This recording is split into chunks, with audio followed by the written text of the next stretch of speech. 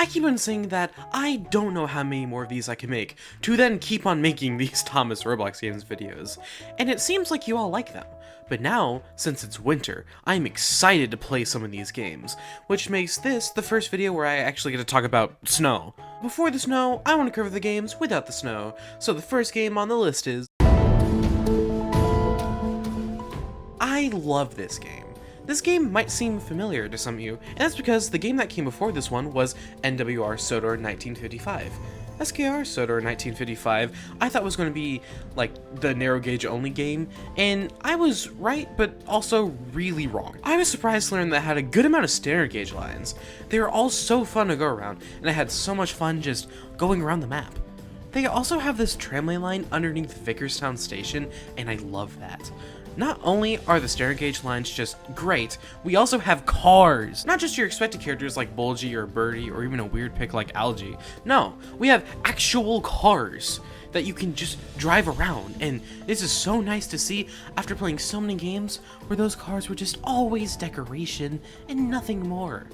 They also go at crazy fast speeds. I love how fast I could just go. Also, the roads have really nice scenery, which surprised me, and they also have places that cars can just go to. I would unironically spend a lot of time in this game just driving the cars, but keep in mind, if you do cross the tracks, then the train does not stop for you. This game already has enough for me to be happy, but they also have narrow gauge engines, which I ended up forgetting about because cars go fast.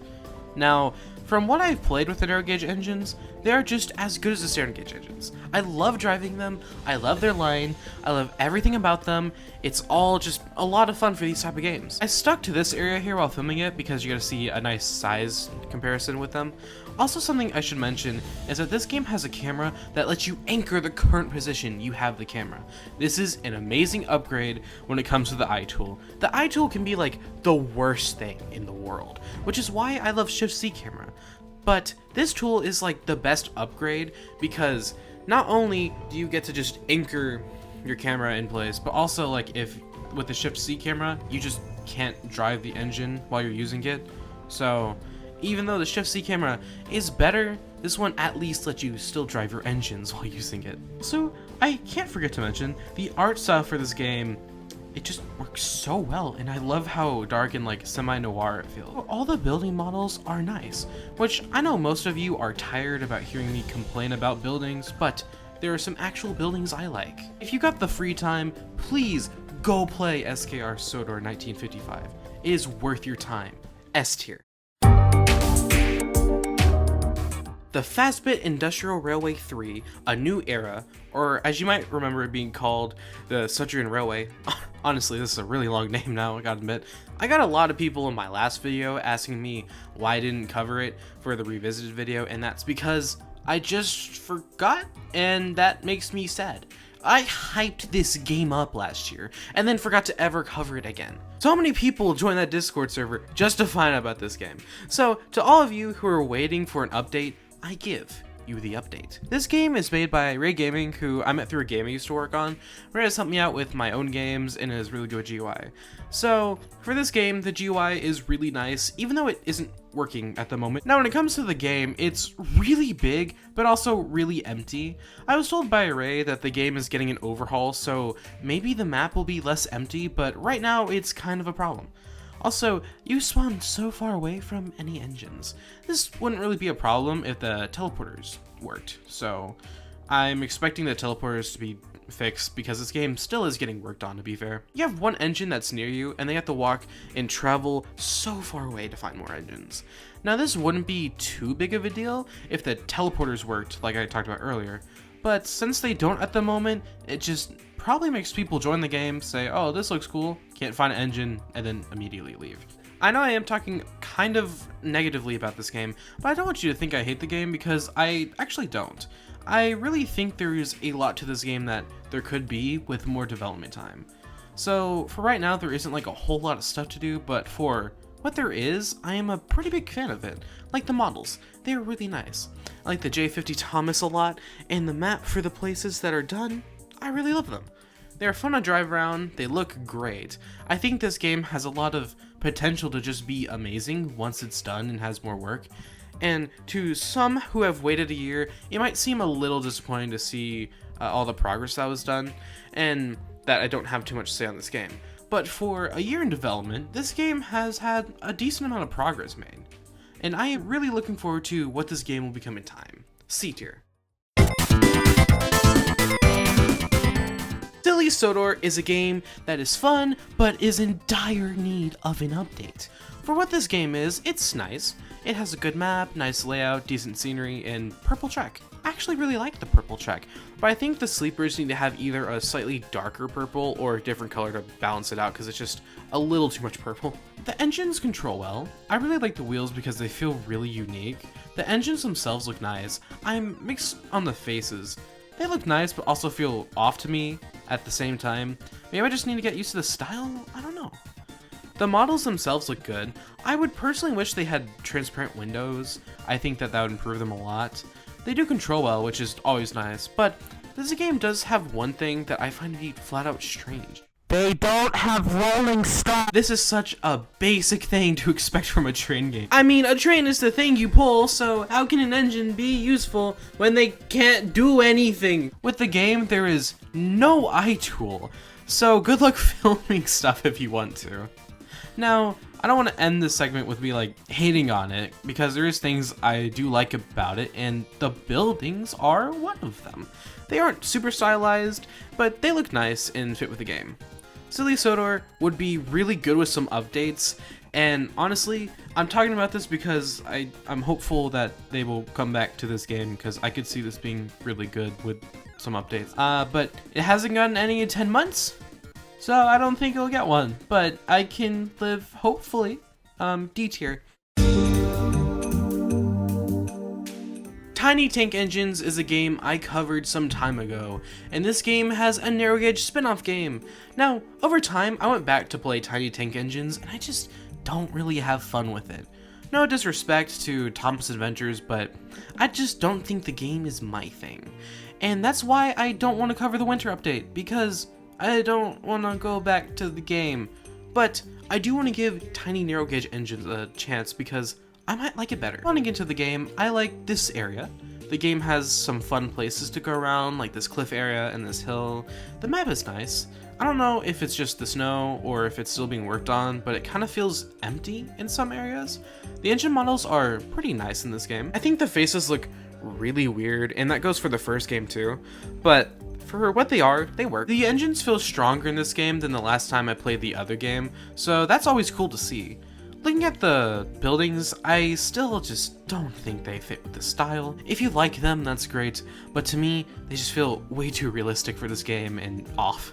There is also a radio in this game that confuses me because I didn't know if I was actually listening to a song, and I just stumbled across that and I was like, oh, it's a radio in the game. That isn't a tab I have open. Also, my friend Micro Music was the highlight of the experience. So I had fun playing this game with my friend, and for what this game is, I think it's nice. I like narrow gauge games, and we don't really have too many of them, so for the ones we got, this is a nice one. C tier. That's right! You're not dreaming! I am covering Soder Online! Christmas came early! You can get an extra gift for Hanukkah! Whatever holiday you celebrate, it's Soder Online time! Now, in my first Thomas Roblox Games video, I said that I didn't like Speedy Skip and didn't agree with his actions. And, I mean, Speedy Skip's actions is the main reason I didn't cover any of his games. But nowadays, I don't really care. Also, since I flat out roasted Speedy Skip in my first Roblox Games video, it made me question why he subscribed to my channel.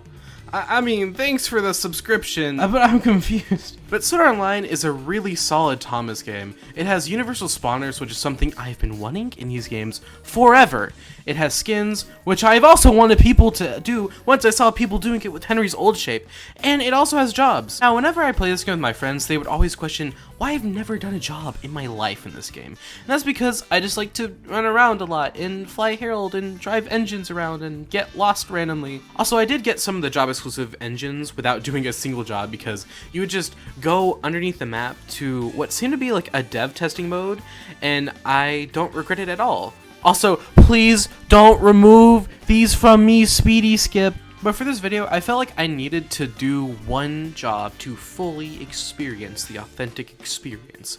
But that didn't happen because of this stupid snow! I think it's about time I talked about the snowy update. So for winter, we got a really cool snowy map with some characters having some snowy skins and snowplows. Now, the snow on the track and the way you get rid of the snow is with the snowplow. And you would think just driving up to this, getting rid of the snow, would be it, right?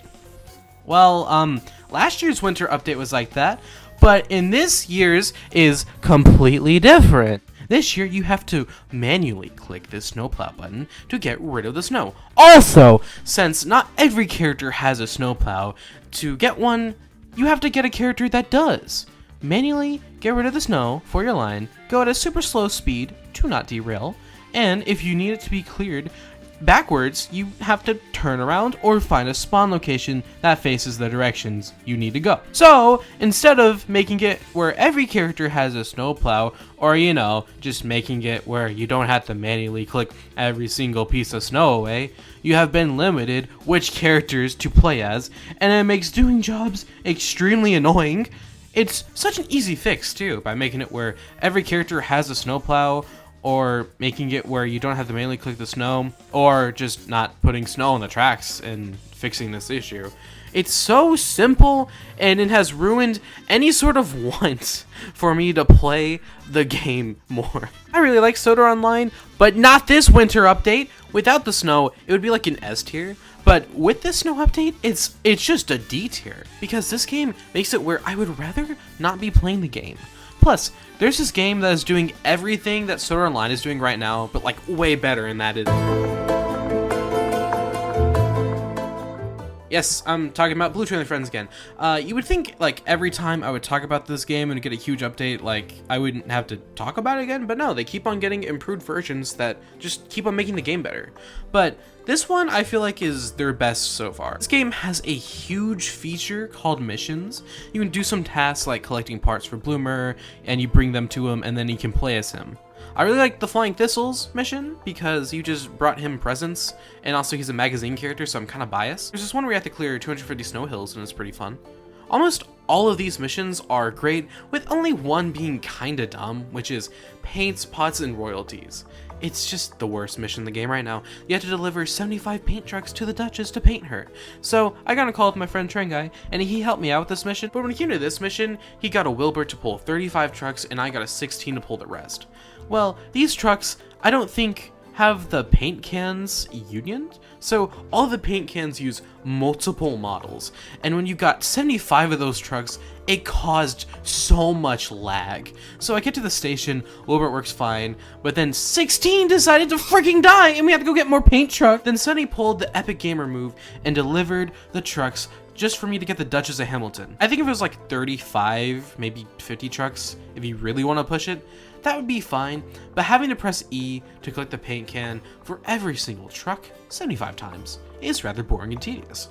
But that's the only one I didn't like. I love these missions. I take this back. There is actually one that they added that I also don't like, and it's because the engine's wheels get locked in place, and that's an intended feature to make it harder, but it just makes it really annoying, and I did not enjoy it too much, but it was actually fun and not super tedious, just more annoying. Missions are something I've wanted from these games like forever, and I'm so glad that Blue Trailer That would be Friends enough for actually me does to like this game, but these missions are all optional, so you don't even have to play these. The normal game is like really good. Like Sttar Online, they have universal spawners. They work so well and are really nice to have. They have optional lamps. The GUI for the speed is great. They also have these brake effects like Sodor Online does. And also, like Sodor Online, the faces are named with GUI. This game kind of feels like it's trying to be the better Sodor Online, which it's 100% working because the snow you don't need to click on, and you actually can go on it without a snowplow, which is nice. I've learned to really not like compare these games to each other in these videos because it can kind of feel like I'm discrediting the other game. But with Blue Trailer Friends, I can't really help it because they kind of feel like they're competing with each other. Now, both of these games are really pretty good, I would say, but as of right now, Blue Trailer Friends just has so much more stuff to it, and it's just done better than Sodor Online. Like, the only thing Sodor Online has that Blue Trailer Friends doesn't right now is, like, skins, and that's it. And when your map is really tedious to get through, You can sacrifice skins for a better game. I would say this is the go-to game if you want a really good Thomas Roblox game, or if you just want to recommend one to a friend that's never played it before. Blue Joy Friends has so much going for it. It's super fun, and it's an easy S tier. Well, that is Thomas Roblox Game 6. I don't know what I'm actually going to call this video. Haven't decided that yet. Thank you all for watching. If you want another video where I cover Thomas Roblox games, I'll just probably end up making it. Just wait a little bit. But yeah, that was me. Thank you all for watching. Go check out these games, and goodbye.